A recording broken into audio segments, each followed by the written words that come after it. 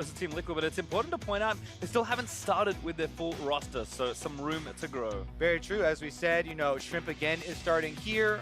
Keane has been playing as well since Fly's not in, so a lot of the academy players for these positions are still playing, and they're moving around a lot of these parts. That does make it a little bit more difficult to secure what style you're going to be playing with, and, you know, is Keane working that well with Anda? Is he working that well with Shrimp? How are the synergies going to be built, and what is this team finally going to look like? Right now, they're still trying to figure that out, and we're in a champion select. Yeah, bans are done actually for Phase 1. Talia, Zac, and Azir for CLG, with Zoe, Kalista, and Galio banned by FlyQuest. And Kog'Maw is already locked in.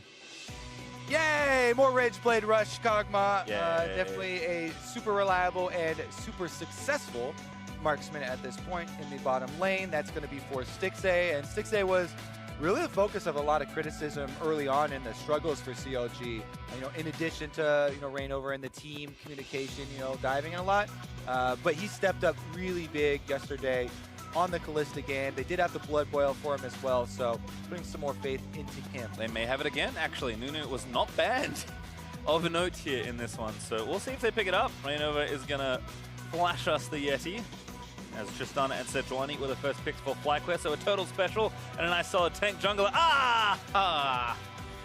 It's Jarvan. Yeah, Jarvan going to be helping in this game, and we'll see about the engagements. That does, you know, kind of bring up the questions of what are they looking for to complement this engagement from Jarvan. Jarvan is good at creating a front line, you know, creating that territory with the Cataclysm to work around. And sometimes you'll have champions like Gangplank that also use zone control and the barrel stacking for later to create these zones for Kog'Maw to work around. So it's not like a traditional front line for Kog'Maw, but it is a lot of things that the enemy has to worry about. They kind of touched on that in the analyst test, where a lot of space on the ground starts to get taken up in the late game teamfights, and this could be another case of that.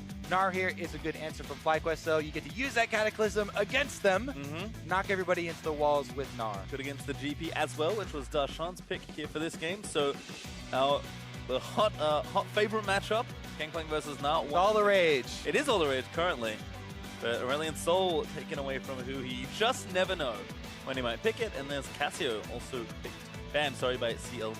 Yeah, I'm thinking that Keane is gonna look for another one of those high damage kind of scaling mid laners.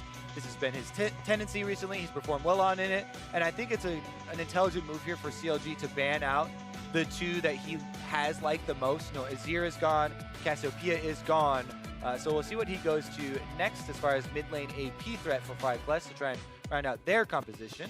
Although was FlyQuest's second ban, so mid laner number 4 in phase 2 perhaps. Yes, Rise banned, so 1, 2, 3, 4, 5, 6, 7, 8 mid laners banned again. Been the name of the game today. Yep. A lot of mid lane focus. We'll see about this though. FlyQuest get their first pick of the litter. All right, Orianna appears to be a crowd favorite, so they'll take that one here. Let's see what Huhi responds with. Pretty safe line pick there from Keane, but Huhi's played against this champion a ton in his career. Most professional mid laners have. So we'll see what he does want to take here. And of course, CLG have one more pick to make as well. Need a support, so we'll get first pick here in their duo lane. Yeah, if I'm CLG, things like Braum are definitely super valuable because you're looking for, is there a Tahm Kench or a Braum or the likes to protect this Kog'Maw? But looks like they're going to go for the hard engage option, as we saw last game as well. Alistar going to come out here from Biofrost. See if he can hold that one up. He was a big Rakan player as well. Alistar has some similarities there, and it is Zilean for Huhi. So once again, that's that protection that you're looking for then. If you have the engagement coming from your support role, then Huhi will try his hand once again at Zilean. Remember when CLG pulled it out earlier this season, it wasn't that effective, and there were a couple moments where you're like, well, probably needs a little bit more time on this champion to get the quicker double bomb activations and a little bit of the positioning down, but we'll see. Attempt number 2 here from Huhi on the Zilean, and that will mean that possibly Kog'Maw, possibly the front line, will have the extra life to work with. Yep. And Stunt saying, if you're not going to take Braum, I will. And he selects that as his support for this match. Curious stuff here between the two. I feel like CLG A lot of these parts make sense. Solid bot lane, especially a nice mid-game threat in Kog'Maw there for Stixxay. ReignOver on something solid. Darshan kind of more on carries recently. As always, Huhi is the wild card for CLG, so something a little different here to try and protect these big late-game carries. Yeah, and this Zilean pick does feel more like, oh, we've had a ton of mid-lane bans coming through, and since Keane has already picked Orianna, that's comfortable into it. It's not so much one of those situations where like, oh, the other team is super hard dive and they're looking to blow one person up, and this is going to be the team counter. Because, you know, Tristana and Orianna, fairly standard carries on the other side. Yep, solid front line as well for Fly to complement those. In fact, Braum, Gnar, and Sejuani all making team fighting fairly straightforward. So CLG might run into trouble, depending on how they start these 5v5s. But things are on the up for these teams. Pretty important time to try and win. Given they're both tied in the standings at 2 and 3. A win here ties them with TSM. As the FlyQuest fans continue. I mean, a lot of CLG ones. You getting both parts of that, Pastry? I am. Turns out, when FlyQuest fans yell "Go FlyQuest," the CLG fans yell "CLG." I like the coordination between both sets of fans. I always feel like they leave space enough for the other fan to get there. That's very thoughtful. That would not happen at other sporting events. You would just get more yelling and probably more fists. Instead, we'll move out into Summoner's Rift for our final game of Week 3. CLG and Fly on the hunt for win number 3. Looking about a 500 here after the first 3 weeks of play. Great lung capacity as well. Yeah, you guys want to shotgun? Certainly got the stamina. Stixxay has found one. It's WildTurtle. Just a bit of extra damage.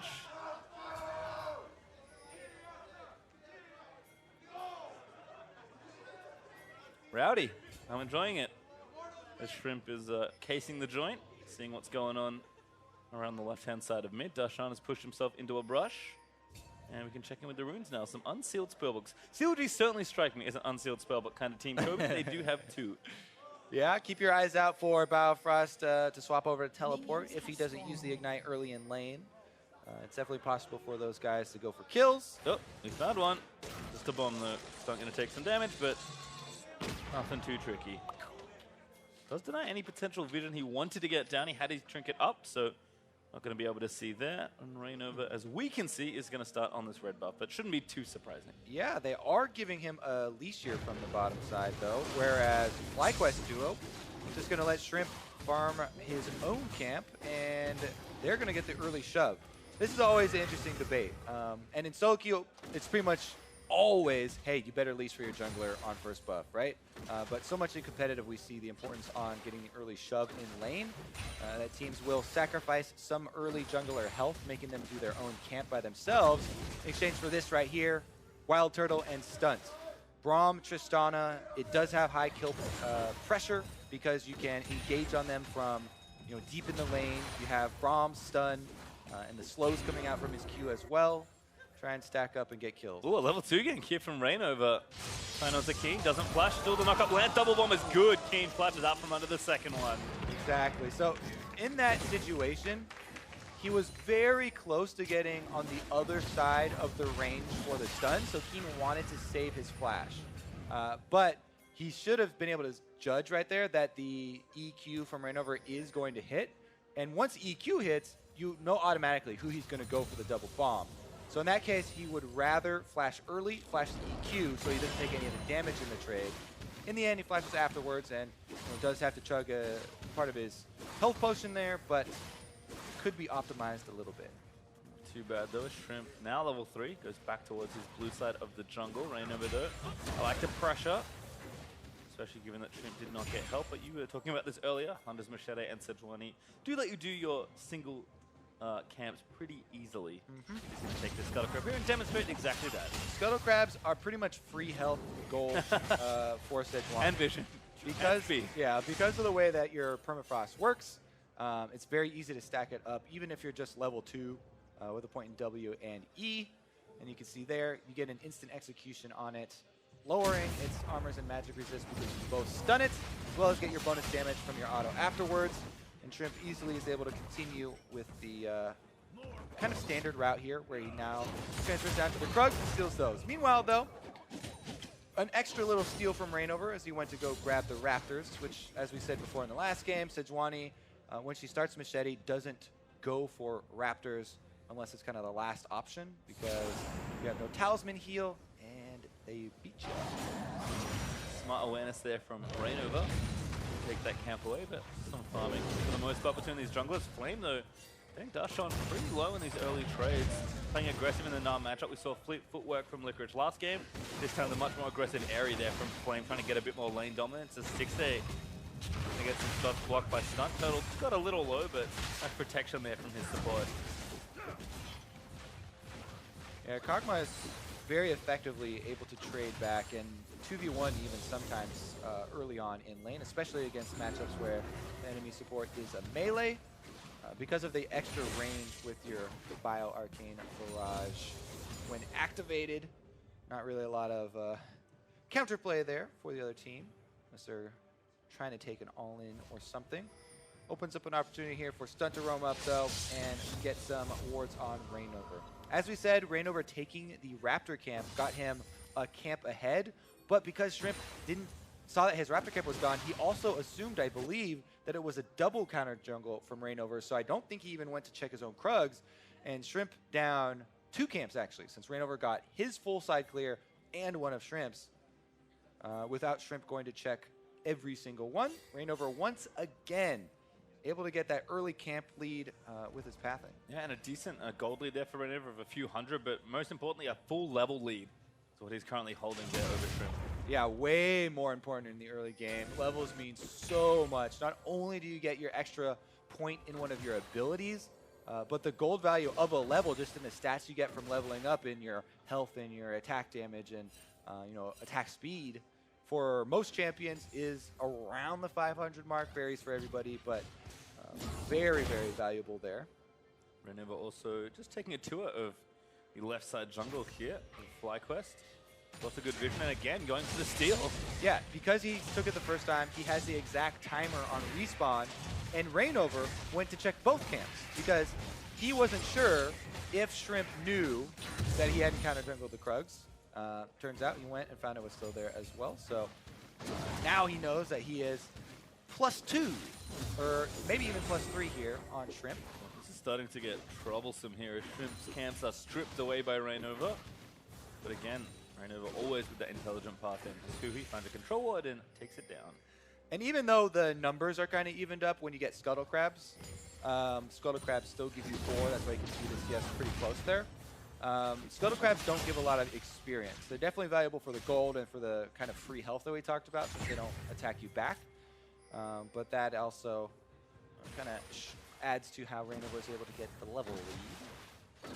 Looks like buffs are respawning, so Keane's going to wander over and get his blue. Turtle in bottom lane with a BF sword. Looks like back's coming for CLG as well, but Turtle's been playing pretty aggressively in this lane. A little behind on CS, but trying to just keep the lanes pushed up and turrets pressured. Stixxay gets his first 2. Let's call them good components of the raid. Yeah, let's talk more about this matchup since we see it so often. The average globally is around like 15 CS or whatever. Early lead for Gnar because of, last game we're talking about mini Gnar harass into the threat of Mega Gnar all-ins. Currently, Flame doing a decent job. He's got his 10 CS lead here in the Gnar TP matchup already. And that's after the minion waves have kind of stabilized and meet right back out in the middle. So Flame doing a pretty good job of harassing early. You mentioned the Airy he had. Here's the invade though. Shrimp on his red. ReignOver continues to be very oppressive, and now he's got the mid lane push. So mid laner helps secure that steal. Nice zone there from Huhi. Throws the bombs in towards Shrimp, who doesn't feel safe face checking. And ReignOver now 6, stealing the red buff away. Continuing to take good prizes out of FlyQuest jungle. Yeah, Shrimp finally now going to be able to answer something at least. He's definitely pretty heavily down and getting counter jungles, but bottom lane goes a little aggressive. Yep, Turtle going in. Ooh, Q miss from Stunt. Don't think it would have been a kill. Stixxay returns fire, but an ultimately Alistar is a pretty good target. Turtle and Stunt with a decent trade. Yeah, gonna chunk him out a little bit here. Meanwhile, Stixxay got off a decent amount of damage with the Kog'Maw afterwards on the retreat. A lot of vision though. Shrimp was able to to lay down around this red buff quadrant of kind of like the game. You can see all the control wards in the bottom side of the map there, leading over to the dragon.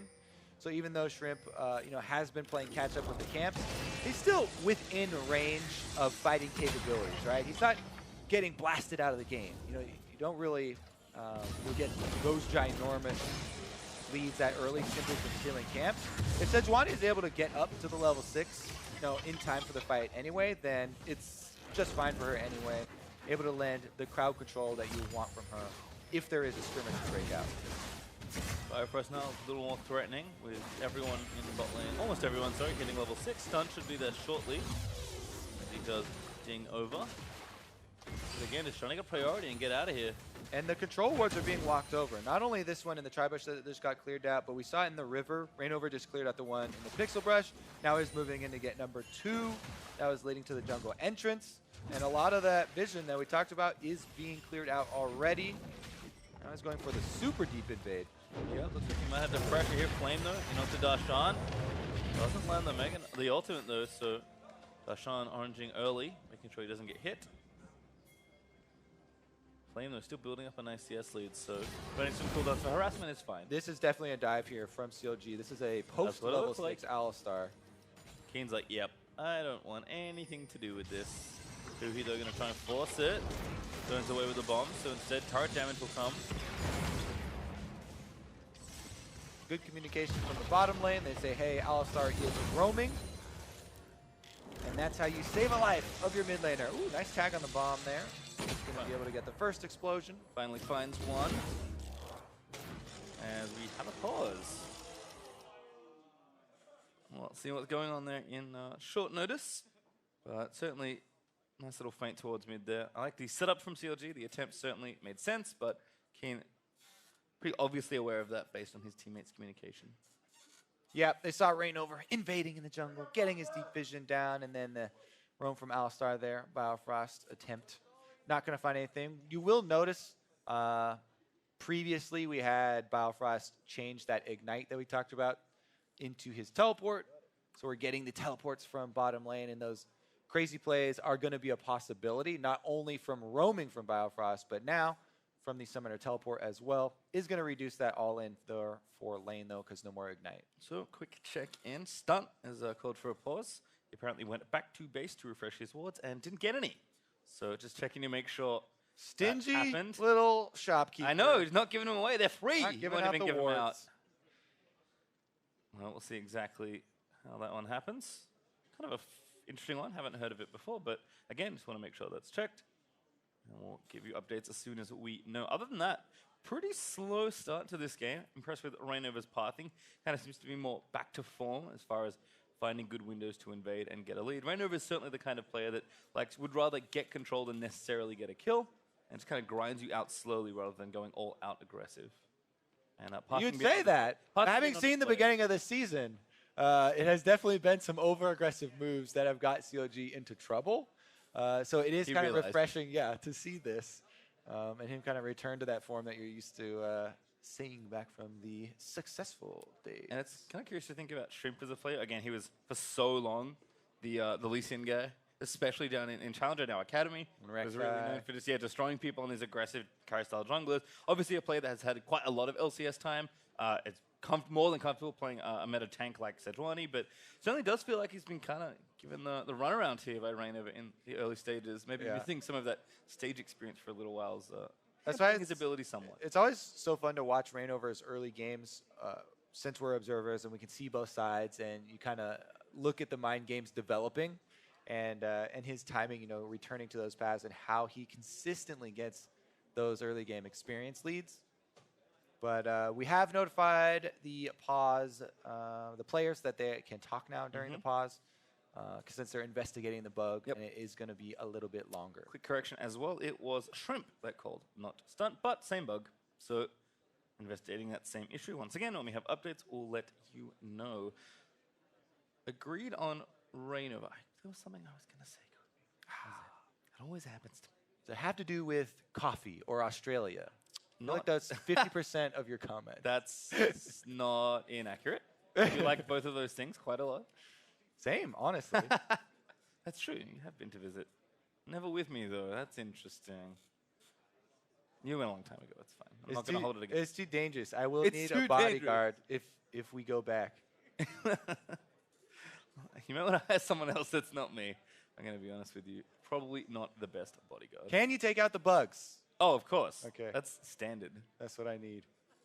Honestly, though, this game does mean a lot for both these teams. As you were talking about, the standings, they're right next to each other. So not only are you going to give yourself the win, but the extra space in the teams that are right around you starts to become more important as we move on in the season. Okay.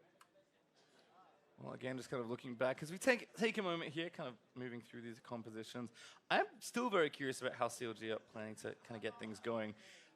In general, whenever you make a new team, it's important to figure out ways to synergize and build experience. Obviously, that takes time, but some teams, I think, click a little bit earlier than others. I think CLG are a type of team that are looking for, they've always had a unique identity and are kind of looking for a way to integrate their new players in. I mean, like I said, I wasn't kidding when I said Spellbook feels like the CLG room, because this is the kind of team that has always played well globally around the map using TPs, and now that 3 different people can have them, including your playmaking support. The famous double teleports. On the now it can be triple teleport, quadruple teleport. They've always been looking for split pushing, when Aframu was on the team, trying to find ways to gain objective leads. Through sneaky play. I don't want to say you have a hand in the LCS script, Kobe, but can you imagine, if Doublelift in Game 5 of playoffs on TL died to a triple teleport play from CLG? That would be some nonsense. There's a possibility.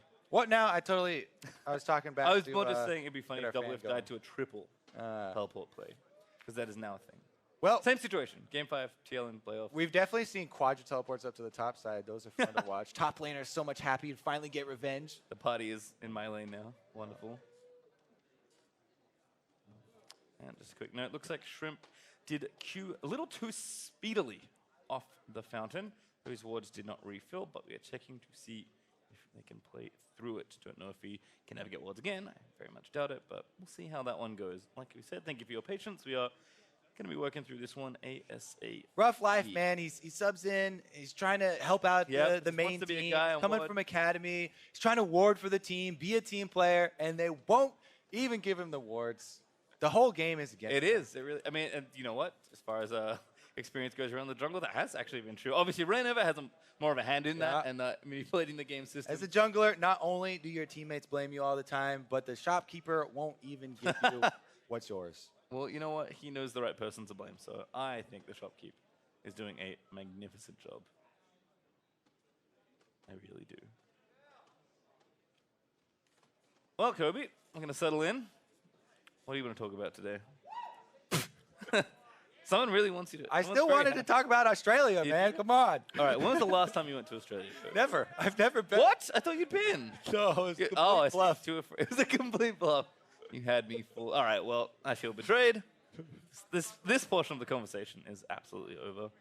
Is that trust broken? How do I earn that back? Mildly. You go to Australia. It was a very simple thing. Okay. All right, well, we'll leave us alone for a little while longer. Send it over to the analyst desk as we wait for the polls to be resolved. I love you too. Whoa. We didn't say that. Thank you very much, Pastry. I love you, Pastry. Yeah. I love you so much. We got a little bit of a pause here. We are going to be chrono breaking, so we're just giving them a little bit of time to get that sorted out on stage so we can get back into game. But we will be chrono breaking essentially to a dead ball state, a point in the game where nothing super impactful is happening, and it is because of a ward refresh on a back. So nothing too major, just got to get it sorted. While that happens, we're 10 minutes into this game. What are our thoughts so far? It's been a strange game. So ReignOver, as we've seen him do on numerous occasions, is blue side jungling and frequently invading the red buff and enemy raptors. Like, that's pretty much what's given CLG his advantage. That has been ReignOver's #1 play for 3 years. Right. Like, that's what he does. To put a term to it, we call it cycling. We call it cycling because he cycles that side of the jungle. Every time the raptors are up, he'll go through. The problem with that is you shouldn't be able to cycle when your top lane doesn't have priority. So we're really confused why Flame on Gnar isn't stopping that cycle. Right. Yeah, because there's some times where it's like, all right, it's just the Raptors, and it's really hard for Flame to get all the way down there. But then there was the red buff invade that came in, and it was like, Could Gnar have not moved at all? Is there something more they could have done to defend the red buff at least so he hits level 6 and doesn't have to give that up? Right. It's a strange situation that's so effective and kind of hints to the mismatch in the jungle. Jet and I were talking about how these two players are like complete opposites in how they approach the game. You know, ReignOver's efficiency, PvE, get all the like camps I can get and all that. And then Shrimp is like, I'll sit in the brush and level 2 gank you 3 minutes into the game. Right. Yeah. He's happy to look for the kills in any way, shape, or form. Kind of to your point, Jad, around Flame and not coming down to help end the cycle. I think it's made even more peculiar by the fact that this is an established pattern for CLG, right? It's not like, oh, in this game they're needing to recognize, oh, this is something that's... No, it is literally a ReignOver strategy, you know, in a sense. And so even more so, I feel like we can throw that kind of criticism towards him for not even, not expecting it. Yeah. And stopping it, preemptively stopping it. And honestly, I think it does speak to a lack of synergy on the FlyQuest team. Flame and Onda were friends from the old Immortal squad. Onda was a backup for them. And we know Flame talked about that being one of the players he was most excited about playing with on FlyQuest. Right, and in the first 2 weeks, Onda was the starter. And this week, it's been Shrimp for both games. And that is a synergy that should work. Pushing top laner in this matchup should be Gnar, is Gnar. We've seen Hanser do the opposite to that matchup. But in this game, it's playing out the way we think it should, with about a 15 to 20 CS advantage for the Gnar. You have control of your own red buff. Like, you absolutely should, but Flame is ignoring the jungle, and Shrimp is not able to get his jungle back. It's definitely a situation where you have to be intelligent about it because the GP will all kind of join in the fight that way, and maybe he'll collapse. But you should still be able to at least push the Jarvan out. If Gnar runs up to him and starts auto-attacking him and slowing him with Qs, you'd think you would have to be a little nervous. Right. That said, FlyQuest has by no means lost this game at 10 minutes because they didn't defend their Raptors a couple times. So I kind of now want to put context to the actual game state, maybe where we would expect both these teams to go in the next 5 to 10 minutes. So it's an interesting game. I think in the next 5 to 10 minutes, it's hard to say because the map has mostly been left open, and it seems like it's unlikely that it's going to be FlyQuest getting up to the top side to snowball that Gnar advantage that they have. It doesn't feel like they have a great way to get up there as, for the most part, Keane's been on the back foot versus the Zilean. So I'm not exactly sure that would be the obvious place to go to, but it doesn't feel like they have a path to get up there. Yeah, and I'd talk a little bit about the way that CLG needs to play, and I'm wondering if they're going to be able to do that, because ReignOver has been a good PvE jungler and a poor initiator. And we've seen one Huhi game on Zilean that wasn't so good. So he's put some more time into that pick since week 1, clearly. Watching the way the team fight should play out, it needs to be ReignOver and Biofrost leading the charge on that initiation. They haven't been able to have those guys lead the charge on the initiation so far this year. Because of the cycling, because of the dysynergy in the top lane for FlyQuest, CLG does have that edge where they should be able to pull that trigger, but it's going to be a test of whether or not they can do it. A lot of shoulds, a lot of shoulda, woulda, couldas in a lot of situations. Like talking about CLG, man. Very hypothetical. It's also interesting into the FlyQuest team comp just because on paper, Kog'Maw GP outscales, but the front line is a little bit weaker. You also have a better supportive mid, I would argue, in Orianna, because not only can she shield and speed up the Tristana when the resets start coming, but she can also set those resets up with a big shockwave combo, which works with Gnar. They have this crazy kind of wombo built into their team comp where if both teams are just kind of poking at each other, yeah, obviously give me CLG's comp, but if they flub the engage, it's a little nervous into FlyQuest comp. I was about to say, I'll admit, gut feeling about these compositions, I'd prefer to be on FlyQuest's side of the equation only because I feel it is such a well-rounded composition. And I would say the execution complexity of their composition is lower. Yes. Right? You have the Sejuani who just sets up for the Orianna ult, and the Braum is just a good defensive thing, whereas CLG is like a lot of skill shots with GP and team fights, very unreliable, and Kog'Maw can get caught out at any moment, on top of the fact that a Zilean is just an insanely high skill cap mid laner with the bomb micro, as well as speeding people up with refresh cooldowns into your ultimate. Like, there's a reason Jensen's been the only guy to really pull it out in North America. Yeah. It's a really hard pick to master. Now, we've called out Darshan as being one of the better performing members on CLG, but we've also thrown criticism at Stixxay. Stixxay being on the Kog'Maw, again, the champion that would be very easy to target in this composition. What is our feeling on what Stixxay would have to do to kind of prove to you that he's back in that conversation for, one of the top ADCs in North America, the way he was around their MSI performances? Avoid all of the shockwaves. Yeah. That's the challenge this game. Is just positioning. In terms of like who the onus is on to start these team fights off, it's obviously the Alistar and the J4. So Kog'Maw doesn't flash in. He just hits closest Are you target. sure about that? Pretty sure. I mean, I just maybe wanted to there's an verify. Aura Shockwave. It's been a long weekend, Mark. It's been a long weekend. Yeah, it's game 10. Gotta remember to keep your mental focus here. Game 10, day 4, as you know. No, but in all seriousness, yeah, I mean, you are looking for that Jarvan, that Alistar, you know, to pick the fights, start the fights and the targets, and that's where I want to now turn to Biofrost again. This is a guy who's criticized for communication, but praised for his mechanical prowess on TSM. CLG contests he's not nearly as deficient in his communication as people have said he is in the past. But here on a champion like Alistar, reminiscent to Aframu's performance from earlier today, we'd be looking for him to really make some plays happen, put a stamp on the LCS here. Or Smoothie's performance. Yeah, that's what I was going to just saw after they can control vision so well to be the initiator. It's a big moment. All right, I'm going to cut you off, or you can end for me. Yeah, perfect, because I'm hearing that we are about ready to hop back into the game. Chrono break has been accepted, so the game will be sent back to 10:18 when we come out of the pause. Gentlemen, take it away. And we're back. 10:18, take me. All right, take you back. Take me back to a time when they had wards. Hopefully they have wards. It'll be very awkward if they do not, but imagine they will, as we heard a lot of wonderful analysis. Thank you, gentlemen, at the desk for filling in there. I mean, again, 10 minutes through this game, not a whole lot else to go on. We're going back at 10:18 as we are jumping back in. And still a very close one. CLG built a lead, but no first blood. Turret's still up for grabs. There's a lot to really play for here, Kobe, as we get back into it. Yeah, we just as a refresher, we had Biofrost. He was warding up into the jungle there of FlyQuest. During the previous desync recalls here, Stunt had just gone back to base there on Braum. So that's why we have the situation we currently do. Now, Huhi is roaming up to top side, and Zilean is going to try and zone off, it looks like, Flame. He just jumped away. That's why he had no action up there. Well, Shrimp gonna get this Scuttle Crab. Stunt also roaming around as they're both looking to get the vision down. Shrimp taking away that plant. So again, lots of priority being placed on this right-hand side. ReignOver back to the Raptors. He's going to get spotted out this time. Biofrost. The blast cone sends Stunt into the Drake pit. I think they're both winners in that situation. I think so too. They both get to go back to the sides they intended, and FlyQuest gets to start up the Drake. You know what? I like that Drake. I'm going to go ahead and start this as Stunt.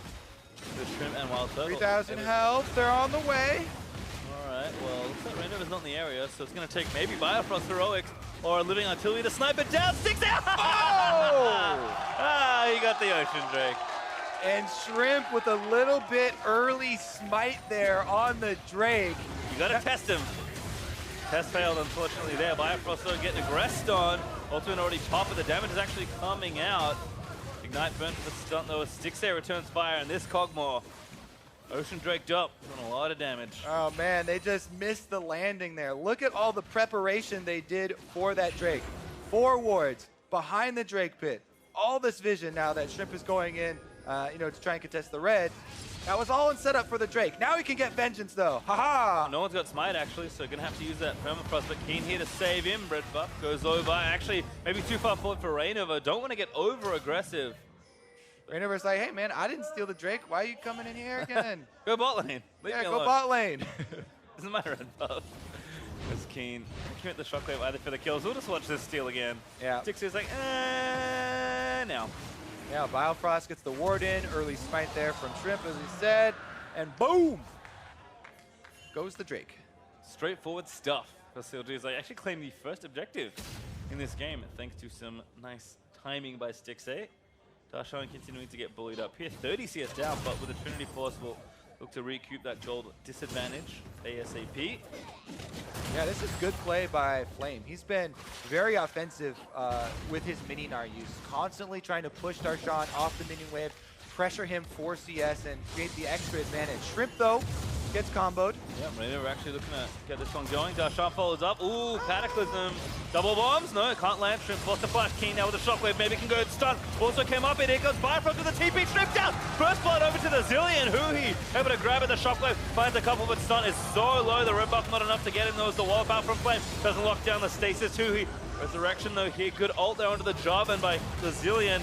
Trying to protect ReignOver. Bomb's still there, but Flame, he wants it. He grabs the stone from the concussive blows by Braum, but he can't finish the kill. Now Biofrost looking for a double. Red buff pull. Oh, there it is for the alley. do for the heal there. Bird to keep them alive for a little while longer. It's now Darshan looking to go down, sniped by Flames, boomerang Biofrost. Now he's the one in trouble as he saunters back towards the turret. A Q miss from Stunt, and that's going to call it off. So that was a 9-man brawl on the top side, which leaves Stixxay all by himself to take first turret. So even though that was a 1-for-1 trade on the top side, CLG get an entire turret out of that. Let's take a look at how this all started. Shrimp invading on the Gromp.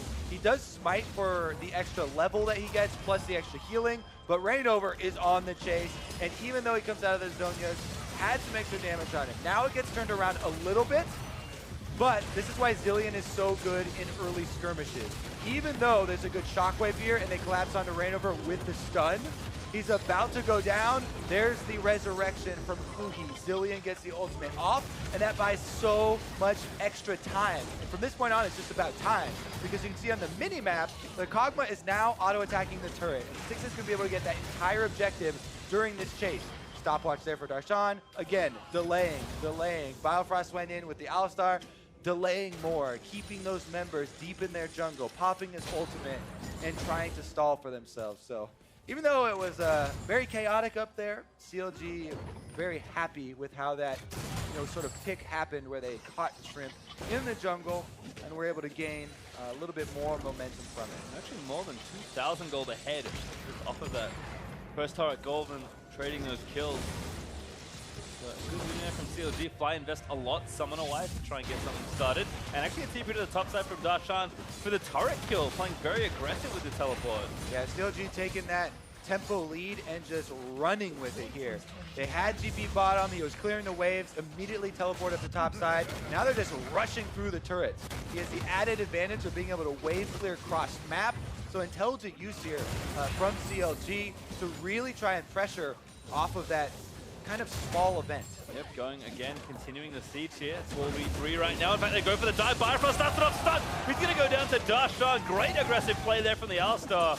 Going to get stunned on the other side. Flame going to try and get the kill. Looks to get the counter kill. Stixxay with a heal. Sniped by the ulti there from Shrimp. They're trying to block as best they can. Flame, he wants to put the wall. Is he going to go?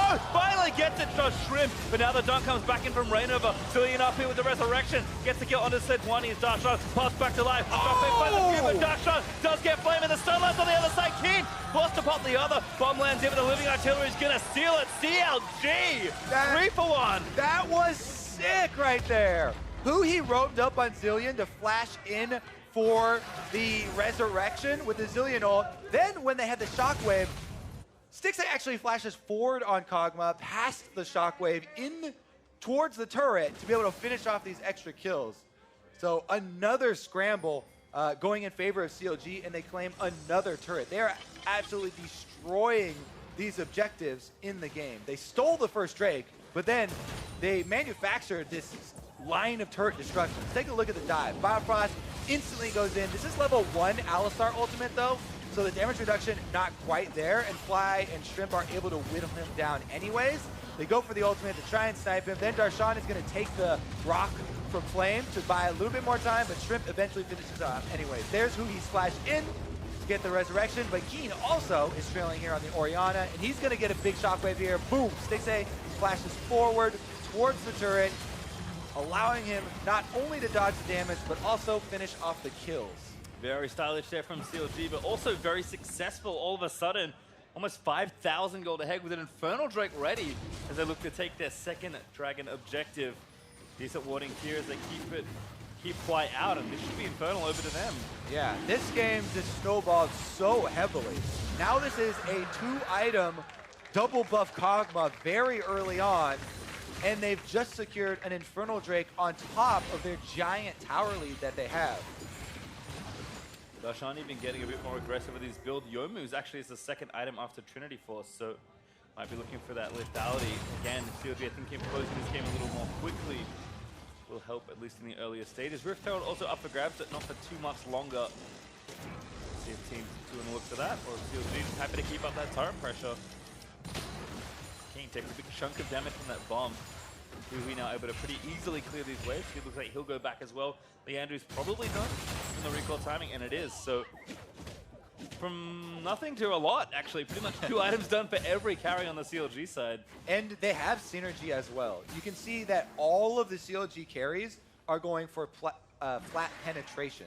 So that Leandri's just talked about, Zilean, he has very good base damages with the bomb. You know, doesn't scale super great for, you know, late game with AP stacking. But early on, especially with flat penetration from his Leandri's, as well as the flat shred from Kog'Maw rushing that with 10 seconds, there are not magic resist items on the table here for FlyQuest at all. So those two are going to do a lot of damage, seeing as how Kog'Maw gets a bunch of magic damage in his profile as well.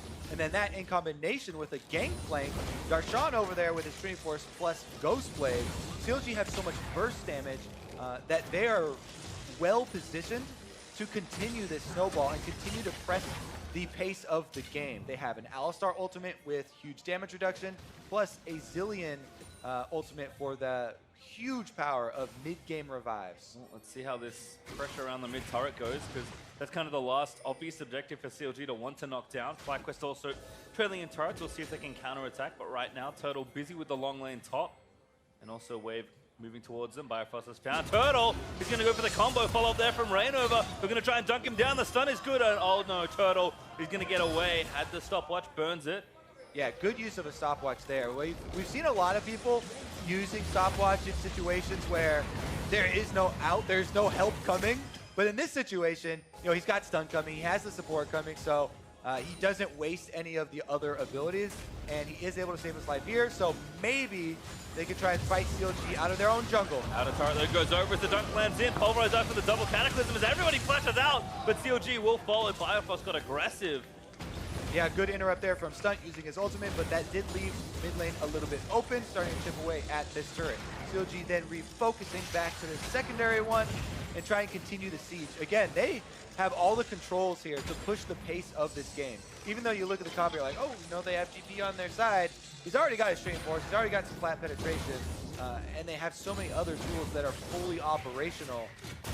They can really close out FlyQuest right now. You can see FlyQuest trying hard to fight their way back into the map. They're moving in the 4-1. Flame's gone down to the bottom side, and the rest of them are already worried about Baron vision. Yeah, and again, just to kind of represent this total gold lead from CLG, Flame has done a very good job keeping Darshan down, drawing a pretty massive CS lead in that lane. But Darshan's 2,000 gold ahead of him, like just based on that's Gangplank. Exactly. He got early access to cryptocurrency. He invested and turrets, and now he's rich, even though he has not CS. Good investment there from Darshan. Turret's going to fall, so Fly finally going to cut that turret lead in half for CLG. Only 4-2 up now. Gold is nice, but CLG still with so much pressure, particularly with the outer ring fell. The Stixxay with the QSS can play with even more aggression in these team fights. That's what we are definitely looking for with this combo. Biofrost on Alistar has done a good job of initiating, no hesitation there, and they definitely have, the tanks to follow up here. ReignOver full tank, rushing a bunch of health, good against all sort of offenses. So let's see if they can actually set this up. Because you would think that the next option would be to move over to the Baron, but FlyQuest did a good job of already setting up their defenses there. So maybe CLG continue with the siege that we just saw. There's only 1 minute and 20 seconds left on this dragon, and they could go that route instead. Darshan also getting things started in the split push. Does a Phantom Dancer now finished. Flame does have 2 good items for the side lane as well, with the Frozen Mallet and the Black Cleaver, but CLG still in the offensive. Decent Gangplank ulti as Biofrost tries to get in with the Mobies. Zilean unfortunately not there for the super speed up. And Darshan also getting pincered, but he'll run back towards his teammates. Yeah, you can tell they are willing to throw pretty much everything right now. Greedy Cow. ReignOver starting with a dunk. Biofrost landing it up. The shockwave doesn't quite hit enough, and Stunt gonna get knocked around. Biofrost there finds a Polby trying to zone out the carries, but he's taking a little too much damage. Stixxay, another great flash forward, finds the kill into Stunt. Looks for the shrimp kill, and the flag grabs it for ReignOver. He's deep though. A little too deep. Yep, way too deep. Keane able to get that kill as Turtle takes away the blast cone option. Turtle now laying into Darshan. 2-item Trist, not bad at all. Definitely getting scrappy here as CLG really, you could tell they wanted to throw everything that they had to force fights now. because of the factors that we were talking about. But right there, FlyQuest did a decent scramble in order to get the single kill for themselves. You can tell the pressure of the game, though, and the way that this one is trending. Now we're only 10 seconds from the Drake, and they can get right back out to the objective. Here we go, though, into the control ward rush. ReignOver starts it off. The only problem here for CLG is that their 2 carries walk up, so it's a very good eye for Keane there. He lands the double shockwave onto the back line, which delays a lot of it, and allows WildTurtle here to get a lot of counter damage onto the CLG lineup. That's why you see CLG playing very hesitantly with their backline there, and ReignOver was left by himself, allowing WildTurtle to cut it back off and secure that one. There goes the Drake for CLG, though. Yeah, effective solo there for Darshan. Stixxay came for a little bit of damage at the end, but Drake number 3 over now to Counter Logic Gaming. Darshan continues to accrue his gold. CLG push themselves further and further ahead. Gold leaders stayed flat-ish, still 6,000 gold ahead for CLG, but Fly not losing too much more, especially as far as territory goes, but Baron maybe the next big objective to look for. Yeah, and FlyQuest, at least Turtle feeling a lot better now. He's got his Infinity Edge, Static Shiv, and extra Zeal. So the Tristana definitely is threatening, and as we've seen, Keane can get some good shockwaves.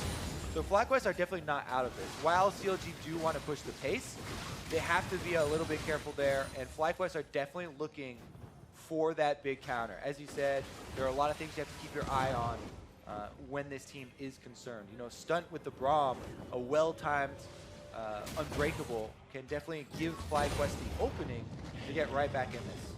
Well, Huhi finishes void stuff, so CLG staying an item or a half item ahead of their counterparts for the most part, with the exception of Darshan, who's cheating. And like you said, bought into the crypto. Yeah.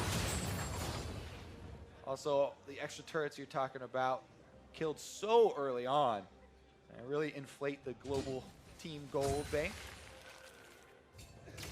ReignOver just doing his thing. Got that sweeper, clearing out vision. Looks like CLG are lining up for this Baron. No Drake for a few minutes. Darshan just took the last one. And is a mountain. Okay, try and close out this game, but CLG know where the big prize is, and we'll see what they can get lined up as Darshan goes back to the bot lane to start that pushing. I think after that last little skirmish in mid lane, CLG are pushing a dive out of there. Biofrost, ooh, doesn't quite get it. Stunt actually with a good hop away. Tag, no ult there from Braum. Grabs a knockup, but it's just a little short. One cooldown kind of baited there, so CLG should feel a bit more comfortable in doing the Baron bait. You have a Gangplank to split push, Darshan off on the side, and then they can retreat to control wards around the Baron. But FlyQuest are very well aware of this, and Shrimp right now doing his best to fight that vision war. They can secure this Scuttle Crab, which would remove a lot of those options. These Stixxay also willing to get aggressive. 3 items done with a QSS for safety. Had a great QSS in the last fight off the Sej ult, so with Huhi able to speed him up. Everyone remembers Kog'Maw, very similar. You don't get the same protection, but you certainly get comparable, if not better, speeds. Huhi is one of America's most trusted networks. There's Stunt, nope, maybe caught the other side. Biofrost starting it off. We're gonna try and stun WildTurtle, but the GP ult doesn't quite catch the rest of FlyQuest. Keane gets double one by Huhi, but we'll be all right. Yeah, good kiting there from FlyQuest. They're able to get out of the duration of an Alistar ultimate and a Gangplank ultimate used. That being said, CLG still with the big advantage, and they're trying to push ahead. CLG looking for a seed again. Stixxay is playing up, even hits the turret with all the champions out of range. Biofrost also lining up a big old play. Has his flash ready. Got all the zoning here. Bombs to secure this tower. CLG push up and start to melt it. Barrels there as well. Bombs back down. Shrimp just skirts the edge of them, and a good barrel chain finds Stunt for some poke. Stixxay taking more turret shots. It's really rough for FlyQuest. The floor is full of explodable bombs from CLG. They have to worry about barrel chains. They have to worry about double bombs. And all the while, Kog'Maw has this huge area of threat when the Bioarcane barrage is available. So they activate W, they just bully their way in to the turret and are able to take quite a lot. Well, Fly at least will get some time here. Oop, auto attack follows Biofrost to base.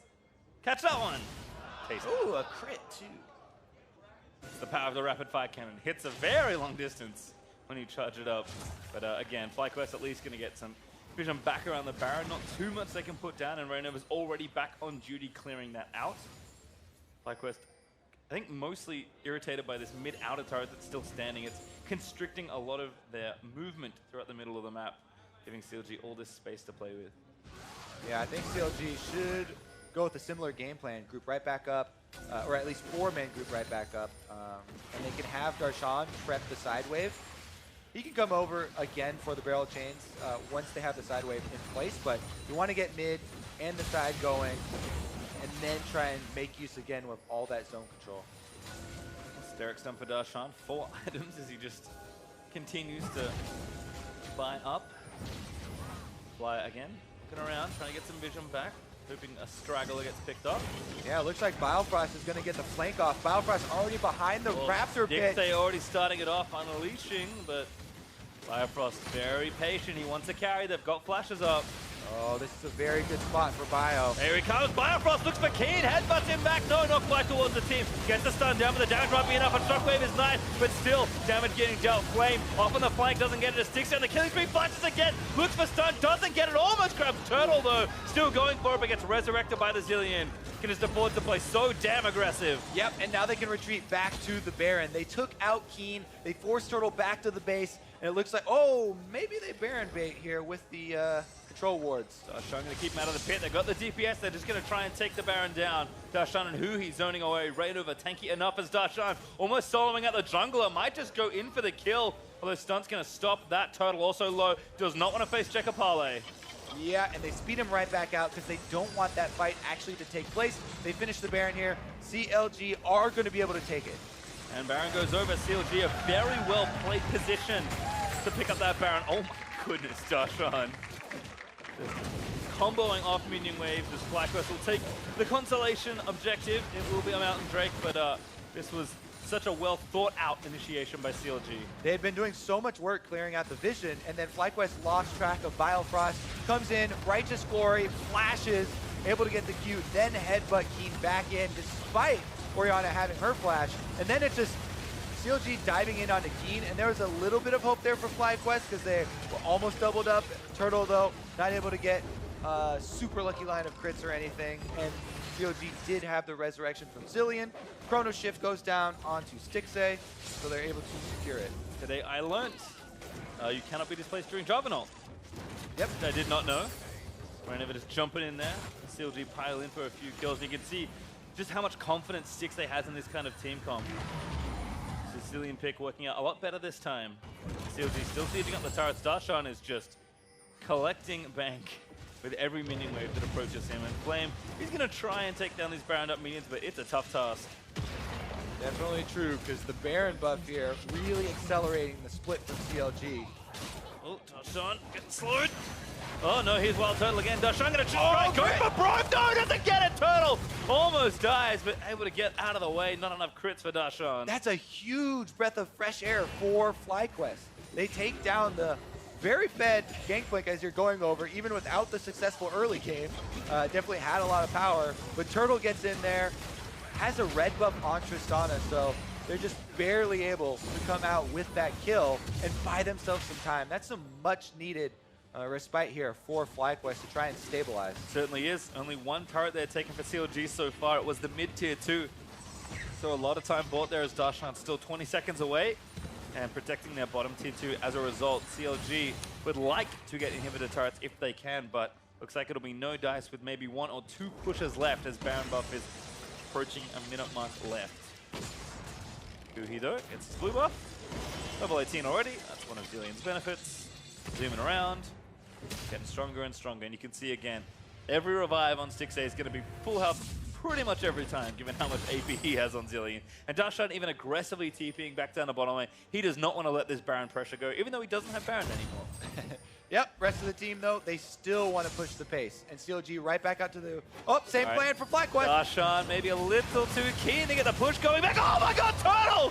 Does push him away, but Darshan hungry for a parlay. Not going to grab it. Stunt there for the save, and Flame takes him down. Here comes ReignOver trying to finish off the carry, but not so lucky. Stoneplate pop there for the Jarvan as Bio back in. Now Stixxay here for the DPS, and goodbye Stunt. Stixxay on a rampage takes down the Braum. Darshan was angry about that one. He wanted Turtle, but Turtle able to survive. In the end, CLG collapsed. They get another one. It is a trade. Even though it's support for a top laner, the Baron buff allows them to continue to push. Kog'Maw's level 16 here with the support of Zilean. Yeah, Darshan's back to the Baron. Oh my god, the dive on the King. Goodbye, Huhi. Able to slay that one as the tower now exposed. The Stixxay running in onto Flame. Shrimp lowers Turtle. Tries to get some shots around the other side. Huhi does burn the ultimate there to save himself and Turtle. He wants to hunt for a kill.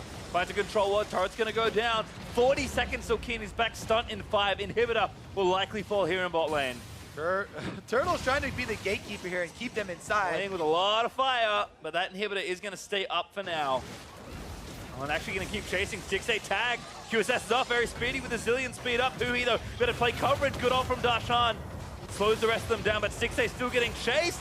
Ult back up there for Zilean. He's going to get resurrected, but what teammates are here to save him? The answer is no one, as Stixxay going to get chained. Stun for days. Turtle grabs the shutdown. Turtle is just fighting his heart out here, trying to keep FlyQuest in it. And again, they buy themselves a little bit of time with that kill, but you can tell CLG being relentless here with the push. All right, it was same game plan. FlyQuest knew they don't have a lot of options. They don't have time either, so they go for the kill onto Darshan. Turtle saves his flash, uses it at the last second, baited Darshan in there. Darshan saw that counter kill in his eyes, and he was looking for the revenge, but wasn't going to be there. Even so, CLG still have Stixxay, this fed Kog'Maw, sped up by Zilean, and they're able to counter. Well, nice job there from CLG, but FlyQuest defend their bottom inhibitor, keeping themselves afloat in this game. Turtle, also you mentioned, certainly has been building up strength. 4 items now done. This is the kind of player that certainly plays to the end. Could potentially pull FlyQuest back over the line after they've been 10,000 gold down. Game's getting long here, and with that pause, players going to start to feel a bit of mental drain as well, but have to focus on the big objective. Elder Dragon up minute 5, Baron about minute 40 after that. CLG, though, interested in Baron for now. Elder Dragon, not hugely beneficial to either team. Fly only with 1. CLG with 3, but only 1 Infernal. But if it's up, you might as well take it. Yeah, the biggest thing here is that Infernal or Elder Dragon coming up early means that CLG could use that to try and draw FlyQuest into them. They do operate very well if they're able to get FlyQuest to move up and try and check these big objectives. So that's going to be the area they transition to. 33 seconds left. And it looks like they decide they do want the objective, as you mentioned, and also help them take the Baron. So should have plenty of time and certainly plenty of damage to get this all taken. Biofrost with a few wards down. ReignOver trying to get vision, but counted away as FlyQuest sweep through that choke towards the river entrance. Stixxay, the huge threat whenever the cooldowns are available. He's only getting stronger as well. Has a Blade of the Ruin King to finish. And then we'll see if he wants to swap things out, if the game even goes that long. Stixxay, though, is hitting air. Whoever he can find, even the Braum with the Unbreakable Up, even Flame, the tanky Gnar. Although he's not that tanky, actually. I take it all back. ReignOver caught, he's out. Black and Drax to safety. CLG going to play this slow. And you can see the ebb and flow of the team fights revolve around the W cooldown for Kog'Maw. Bioarcane Barrage is up, he goes offensive. Good stun there, not a stun. Bomb damage is decent, but Braum's pretty tanky, especially with the door up.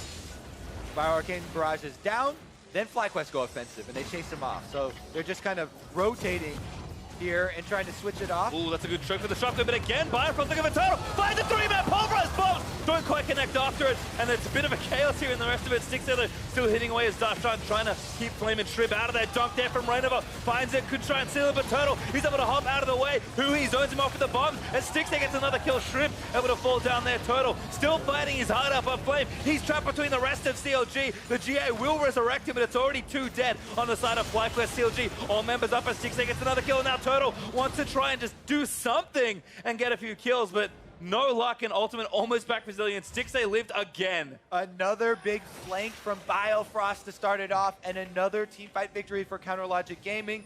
They are going to stick around, take the Baron right here while their double solo laners defend Elder Dragon just in case there was a chance that FlyQuest were going to try and sneak it while CLG were taking the purple buff. Well, Turtle at least going to defend his inhibitor. But he's not going to get the Baron here. That will go to CLG. The Shrimp dead for 5 more seconds. No chance for contest. And CLG have to be thinking exposed inhibitor in the bot side. Still some turrets to attack in mid and top. Perhaps one more push to win the game as we watch this again. Again, this is kind of the ebb and flow of the W cooldown is up. They speed up Stixxay. He goes offensive, gets a trade. Then it's down, so FlyQuest move back up. They try and catch someone, but CLG back off. And then Biofrost. He goes around a control ward, comes behind FlyQuest, and he's able to target Turtle. Hits him into the Gangplank ultimate, then flashes for the AoE to try and set up a big stun there from Huhi. The bombs do not connect, though, and FlyQuest scramble. Now FlyQuest are trying to protect Keane, but ReignOver gets in there with the Cataclysm. In that case, it's all retreat here for FlyQuest, and they're just trying to get anyone out alive.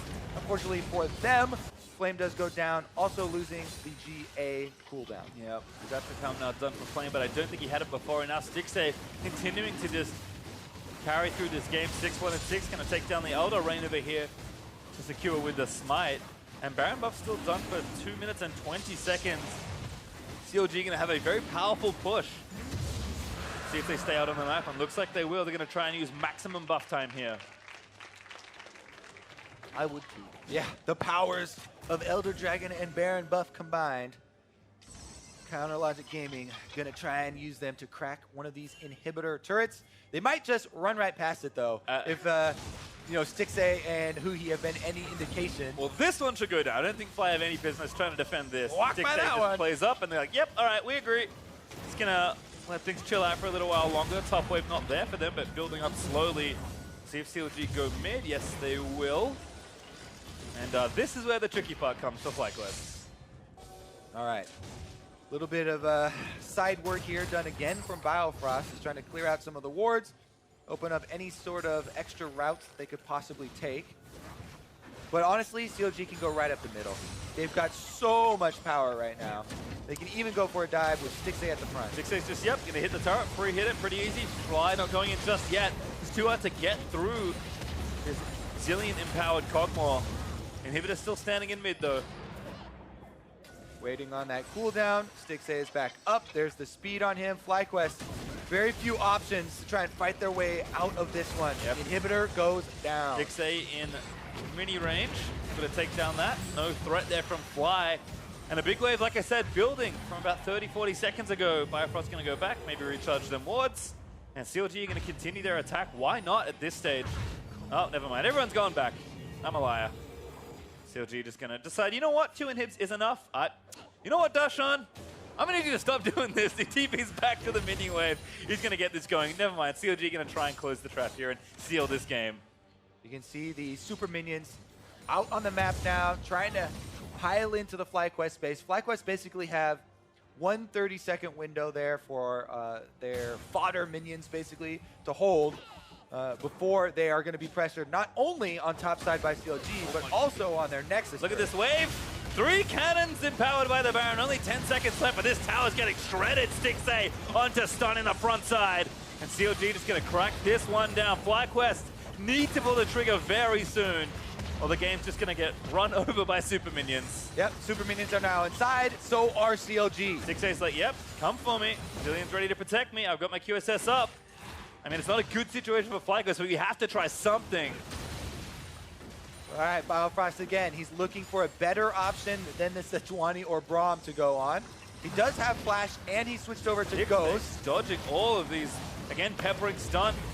Last inhib's going to fall Keane for leashes, so we can't even threaten for a shockwave. And CLG just might stick around to cut these super minions in towards the Nexus. Yeah, there's not been an opening yet for FlyQuest, and it's not going to get any better. Running out of chances, though. Stixxay onto this next Nexus turret. Taking turret shots, but doesn't seem to matter too much. Stunt, again, taking damage as Stixxay's just too fast, shredding the front line of FlyQuest. Patience here from CLG. No need to rush this one. Flame doesn't even have enough rage built up to transform in quite a while. So Stixxay again stepping forward. Looks dangerously close. Again, QSS off on the Zilean. He does get trapped in it, but he's going to get resurrected. Back to full health. In the meantime, Biofrost and ReignOver try and tie up the front line as Flame about to transform. A stun lands in onto Biofrost. He's trying to get away. Turtle with a lot of damage. Needs a one more shot. Turtle getting away from it. The locket may have baited him. No, he gets the kill. Blade though low. Stixxay, he's going to get caught up on the front side of it, but the damage I think is too much. Shut down onto Turtle as he went too far. Flame also going to go right back down after the GA comes up again and counter. Logic Gaming are alone inside the base. Yeah. Keane forced into the fountain. ReignOver keeps him up. Stixxay forces them back to the respawn platform. Immune again by Zilean. You don't step into the fountain laser, but straight for the Nexus as CLG will tie with TSM as they look to fight them next week. Steam's picking up for this team, Kobe. The faith is restoring slowly but surely. Counter Logic Gaming on the warpath. Stixxay starts the game out by stealing that Ocean Drake with an ultimate charge from Kog'Maw. But really the big game turner was that play around topside.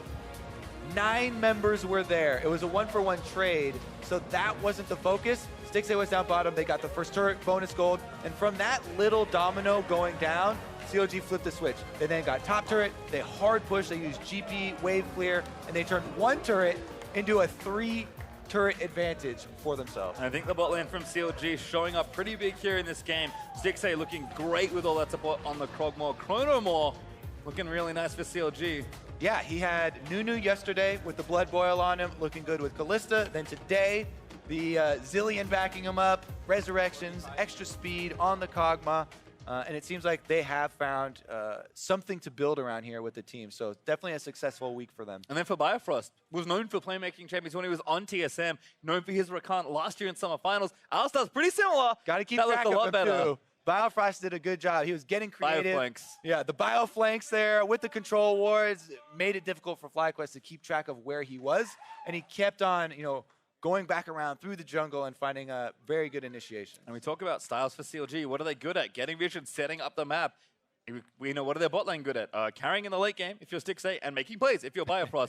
And it finally kind of came together. All that control they built up, all the map advantage, they actually converted into objective wins and even tower dives to try and push that game forward. Felt like they were just like a teenager early on in the season. They just wanted to fight everybody, and they were tower diving early on, throwing away leads. Now they've matured a little bit, and they're... Well, only 3 weeks in, we'll see how much more maturity they can get. Let's send it down to Olive Oil, though, and CLG's Living Artillery in the bot lane. Olive Oil. That's a new one. Thanks, Pasta Time. I am here with Stixxay. Congratulations on your win. You got a noisy fan out there. But you went from last weekend, you said that you were having issues finding confidence on stage, to stealing, Dragon. You played amazing. So how did you regain that confidence? I think a lot of it just comes from my teammates are really just empowering me the whole time. And they always tell me, they believe in me. They know I can do it. So that just helps a lot. Now this weekend with the 2-0, it looks like CLG now has a better grasp on these games. Are we getting closer to seeing CLG at its best? Yeah, we're getting a lot closer. And I mean, as you can see, as the weeks are going on, every team is getting cleaner and cleaner. And obviously we're going to do the same. So. Now, this split, you lost Afromu as your support, and a lot of people saw the relationship between you guys as like mentor and student. Do you feel like you have to prove that you can win these games on your own without him? I mean, in a way, yeah. And that's why, it sucked the first few weeks. I was like, damn, I'm looking a bit lost first 2 weeks without Afro. But I think I'm able to do a lot of it on my own now, and it just took some getting used to. How's your synergy and pairing with Biofrost? I love Biofrost. He's such a great guy, and he's really easy to get along with. We just gelled like straight from the get-go, so it's really easy. What about him helped you guys gel together, like you said? I think me and him are very similar people. We do a lot of like team activity kind of things, and me and him are always grouped in the same kind of like person. People, I think we're called the analysts, and everyone knows us as like the more quiet, reserved people on the team. And me and him just have a lot of similarities, so it's just really easy. So. Well, you have the CLG TSM game next week. Big rivalry. How are you going to prepare for that game? And is your bot lane duo Biofrost excited for that matchup? I would hope so. I know he always wants to, prove that TSM made a mistake by replacing him. But, just going to prepare same as any other game. So. Well, Stixxay, thank you so much for this interview. Congratulations again on your win. And to wrap up the day, let's hear it from the State Farm Analyst Desk. I love it. The screams from the audience as Stixxay and the rest of CLG pick up their victory. This time running back the Zilean pick in the mid lane behind the Stixxay Kog'Maw. This time to some success, moving to 3-3. Never thought they could do it. Never surprised. I mean, he did play Zilean a little bit in the past. It's not super surprising. They had a really good early game. There's that pause that maybe people don't remember it as well. There was some crazy top lane fight that went on forever with only a 1-for-1 as a result. And off the back of that, they got a big lead. They start split pushing down all these turrets. And the game kind of exploded and then slowed back down again. Yeah, it was quite a messy game, if we're being completely honest, with a lot of chaos going everywhere. And that's now been 2 of CLG's 3 wins have been pretty messy. And then even the Echo Fox game. But at the end of the day, they can look back, see that they're 3-3, see that they pulled the win on the Zilean, and at least have somewhere to move towards growth. Because what we talked about a lot during the pause was whether or not they'd be able to initiate with Biofrost and with ReignOver. And I say they actually could. Yeah, Biofrost in particular, huge game out of him. Just a ton of amazing flanks in those mid-game, mid-lane team fights where he kept wrapping around the sides and getting behind the enemy team. So that was a really impressive performance on Alistar. Want to call up one fight in particular, this one around 16 minutes into the game. CLG, 4-for-1 off of it. And like we said, kicked off by Biofrost. They're starting this dive off, and this was the play that really put the game in CLG's hands. The fact that they were already on the inner turret, like you said, pretty early in the game, pre-20 minutes, is impressive. And it was just after FlyQuest messed up that skirmish on the top side. They were chasing CLG around the map as they had better rotations. And then this fight is just really well played, in particular by Stixxay, flashing forward through the Orianna ult to get back onto Flame, and then the double bomb onto Keane. Huhi in particular had a good game. Feels like he was a little understated because he did keep key members alive at the right times. He had pressure in the early game to allow ReignOver to counter jungle as much as he did, and just landing some key stuns on top of all that. I mean, that said, it's a pretty gold graph in the sense that it continues to move up and to the right. So even though it may have elongated and slowed down in terms of pacing, at least the gold values were still mounting in favor of CLG, and eventually the win comes through for them. Moving to 3-3, and as you mentioned, Jat, still not the prettiest of wins. It seems like that's where we go from here. Stixxay even calling out that, of course, the first couple weeks without Afromu, there may have been some moments where they felt lost and didn't have that voice of reason or the dominating vocals. But those issues are being worked on. Yeah, and you could see that they were definitely over-aggressive in the first few weeks, and they were a lot more calculated. Still, you'd like them to kind of get to that C9 level of coordination that we've seen, or the Team Liquid level of crispness. You need to be able to have one of those two things if you're going to play like that. Right. But play around ReignOver strengths. Let him cycle someone in the early game, play your lanes even, and then when you get to the team fight phase, just kind of let it happen. That's where CLG, I think, might have some promising future. Can ReignOver make it through the season, though, being strictly a PvE player as we've deemed him? It's hard to say. Because when it works, it looks pretty, right? Yeah. Like when you get those, 3 times through stealing the Raptors and all of a sudden the other jungler is completely starved out. It looks fantastic. Well, so what I would say is if Biofrost can pull off engages like this consistently and ReignOver can play more as follow-up, then absolutely that can be their kind of mid to late game team fighting style. And Darshan, of course, I trust to be able to engage as well. So if those two are the primary engage and ReignOver slots in more as follow-up, I have a lot more faith in this team's late game team fighting. I mean, to be fair, though, it's not like we wouldn't want him to be able to play both sides. No, yeah. This is but you're defending if he is going to be strictly a PvP. Early game or PvE, focus. rather, is going to be more about the others stepping up and filling those roles. And obviously, that's kind of an oversimplification of the problem for the viewers, right? But it is stylistically him farming very efficiently and shutting down the enemy jungler's ability to farm. If he does that successfully, I actually say, yes, you can get through the whole split that way. Wow. Because in all those instances, the enemy jungler is now a non-factor. So you're just guaranteeing yourself one advantage player, and then the other guys just get to play straight up in the lane.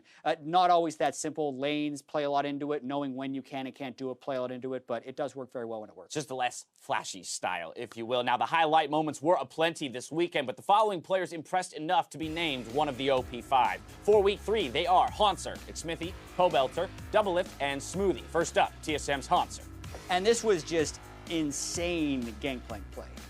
He is the only player in NAEU or LCK with more than one Gangplank game to not average a negative CSD because he farms even or ahead in losing matchups. He's getting counterpicked every time, farming up, creating pressure, and then also being a beast in the late game. All right, moving right along, we find Team Liquid's Xmithie in the jungle. And we're going to get a bit of a trifecta here. Xmithie, Pobelter, and Doublelift setting the record twice for fastest game. Obviously, Team Liquid's going to probably have a couple of representatives here. And Smithy in particular, comboing with Pobelter. A lot of these games were broken open off 2v2s in the mid lane, these kinds of skirmishes, and he seemed to always be where he needed to be to blow these games open as quickly as they did. You already hit it real briefly. Let's move to the mid lane, though. Team Liquid's Pobelter. This guy is on fire right now. 18-1-7, 62% of his team's kills. Yeah, that's not in week KP, 3. guys. That is just a K. Just kill percentage. Just a K. Really high. And obviously, it was a little bit of a dynamic duo with the rest of his team. As Mark mentioned, having the 2 fastest games of the split this week. Team Liquid now with the 4 fastest games of the split.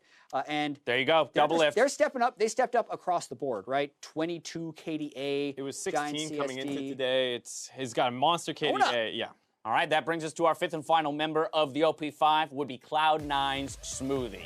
Feels like he has a very huge role in this team for his initiations, and he also tends to be the kind of key zoning tool in the late game around Barons, always giving his life up for the betterment of the team, getting active on the map, showing up topside just 7 minutes into the game. Huge performance out of him, and seems like kind of the premier playmaking support right now in the league. Very much so. Now, with our games closed out, let's see how things shook out in the standings. The tie in the top has dropped to 3 teams, with Cloud9, Echo Fox, and Team Liquid at 5-1 each, while 100 Thieves dropped to 4th, just above TSM and Counterlogic Gaming in 5th. Now, one of the things the standings don't show were the biggest plays of the weekend. That's why we called upon Twitter to send us your NALCS big plays, brought to you by Acer Predator. First up, Dark Shadow Zero and Asgaroth the Wise, sweet names, by the way, both did a double take as the clutch gaming jungler Lyra somehow managed to live with a hair of health. Lyra is actually going to be caught out. Lots of hard CC being chained in. Here comes Galio, the stopwatch to buy some time as well. The knockups, the AoE taunt there as well. As the damage going to be had, though, is Lyra about to lose his life. Oh my but God. he's flag and drags out. Are you kidding me? He survives. The shock blast shoots down the bot lane as well. After low on health, the backline pushed out. And how did no one die? The 100 Thieves collapse even so quickly, and stopwatch so pivotal there too. They get taunted off. Healed. It looks like It just didn't hit him again. Yeah. I cannot believe he got out of that. The Galio ultimate damage reduction coming through so big. Lyra! Guys, you gotta wonder how much of that is, I mean, it was a really sweet play regardless, but you gotta wonder how much of that is like the expectation that Lyra will go down, so everyone's already starting to redirect their damage like elsewhere. And then it's like, oh crap, wait, he didn't die! They didn't even use the Shen ult on him. That's kind of the most boggling thing to me in that play. Yeah, it looked like there could have been more that even, Clutch Gaming could have done to keep him alive throughout that team fight. Right, next up, the Garden Girl and Judge Arcadia praised Cloud9's playmaker in the bot lane and how he set up his team for success around the Baron. If Xenon can zone away Acadian, because good luck stealing from a Nunu or preventing the steal from one. He's got vision with the ball. This is very dangerous. They can actually look for a Shockwave Nunu combo. Over the wall, he's gonna flash for the headbutt, then pulverize to secure. Nicely done. They picked that up with the spike. Shockwave only for the Baron doesn't get the kill. I can't get over it now, but don't hit. It's two. I don't have vision. I can go over now, but I'm gonna die. I can go. Go. Finish right now. Finish right now. Can you back up? I have flash. Yeah, absolutely worth it, right? You can see the comms right there. I'll go over, but I will die. They'll be like, yeah, sounds about right. We'll take the Baron. Yeah. And he's going to respawn by the time there's still the buff on 4 people. Totally worth. And at the beginning of this week, we showed his Taric play from week 2, also securing the Baron. So Smoothie, again, showing a lot of veteran status around these objectives, a lot of composure, if you will, as even in this most recent game, we saw a dragon stolen by Living Artillery of all things. Yeah, so obviously Smoothie's helping Svenskeren out a lot because these are not easy Baron situations, but at least they're making him a little bit easier because there was an Orianna Shockwave that came in on the Baron buff there. Absolutely. Keep on tweeting those big plays, and we'll make sure to share them every Sunday, all split long. Now, before we send you off to solo queue this week, we're going to wrap up the day by looking at a couple plays that had us scratching our heads. Just a little reminder that while we're never quite like the pros, they're sometimes a lot like us. So here we go. Question marks. First up. FlyQuest Keane, Galio ult 2 inches away. Oh, you want to get away with Galio? He's like, okay, they use their CC. Time to ult away. Quick! Click the guy next to me. Name a teammate that's not Flame Keane. Ah, Flame! I want to think like... I think... I'm going to click on the portrait because his Chocolate is probably far away from me, right? Yeah. Yeah, that's... Not that time. Actually right next to you. The G... Mouse over to the left. That's what all these are going to have a lot of. Yes, very much so. Next up, FlyQuest Stunts, Cleanse, and TL Ole's Devour. And this is a bit of an oopsie by both players. Stunt, for some reason, does not actually have Ignite. He has Cleanse, so he runs over to Double Lift, pops this like particle effect around him to scare him. Yeah. Doesn't actually do anything, and then Ole... It was more one of those, hey, Double Lift, I bet you wish you had this spell right now. Yeah, he was just showing it off. That's what it was, showing Double Lift what he doesn't have. I'm going to give Ole the benefit of the doubt. He just ate a little early. He was so eager to save Double Lift that he was still in stasis. He eats the minion. He wanted the kill. Nothing you could do. He wanted the kill. He ate a minion to get the damage later. A misplay on both sides. They cancel each other out. It's all good. Next up, and finally, CLG's ReignOver. Flash in place as Nunu. This one hurts. Oh, yeah. This one hurts me. Oh, God. It's just... Oh. What? No! It's so painful. The flight... We've all been there. We've all been there, though. Smite Consume calculated by 1 off, and then you flash to get the auto attack, but it's too late. Too painful. Can't fault him for the effort, though. You can't. There's some serious... You don't flash. I don't think... Mark's like, no, I definitely I don't think a flash is worth the blue buff. I could definitely fault him for that. All right, before we go, or rather head off, we have to give a congratulations to the Philadelphia Eagles for winning the Super Bowl. We don't need to do All that. 5 predictions I'm sorry, right today. Mr. Boss. Also predicted the Eagles to beat the Patriots. It's a sad day for Mark. All right, that's going to do it for us. Now let's send it over to Freak, Azale, and Zyrene for NALCS tonight, where they'll review week's games and answer some fan tweets and look towards next week's matchups. Good night. I'm sorry, Mark. It's okay. I said I don't.